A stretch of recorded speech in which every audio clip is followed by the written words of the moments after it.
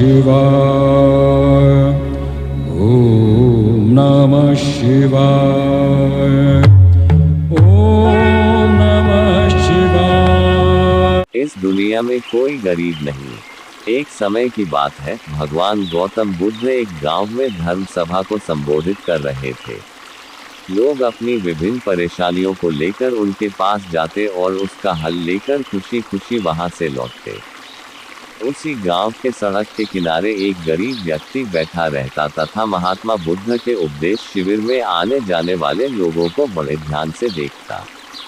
उसे बड़ा आश्चर्य होता कि लोग अंदर तो बड़े दुखी चेहरे लेकर जाते हैं, लेकिन जब वापस आते हैं तो बड़े खुश और प्रसन्न दिखाई देते हैं। उस गरीब को लगा कि क्यों न वो भी अपनी समस्या को भगवान के समक्ष रखे। मन में यह विचार लिए वह भी महात्मा बुद्ध के पास पहुंचा। लोग पंक्तिबद्ध खड़े होकर अपनी समस्या को बता रहे थे।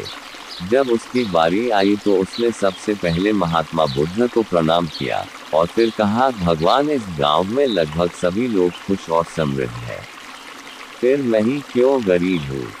इस पर उन्होंने मुस्कुराते हुए कहा, तुम गरीब और निर्धन इसलिए हो क्योंकि तुमने आज तक किसी को कुछ दिया ही नहीं।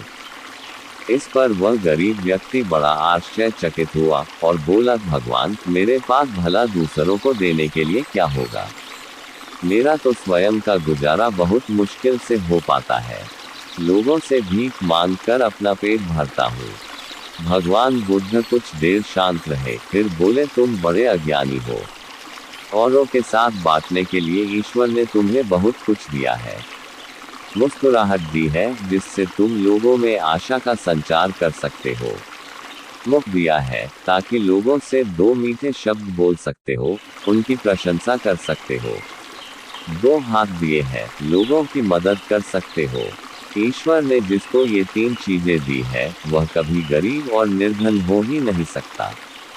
निर्धनता का विचार आदमी के मन में होता है, ये तो एक भ्रम है, इसे निकाल दो।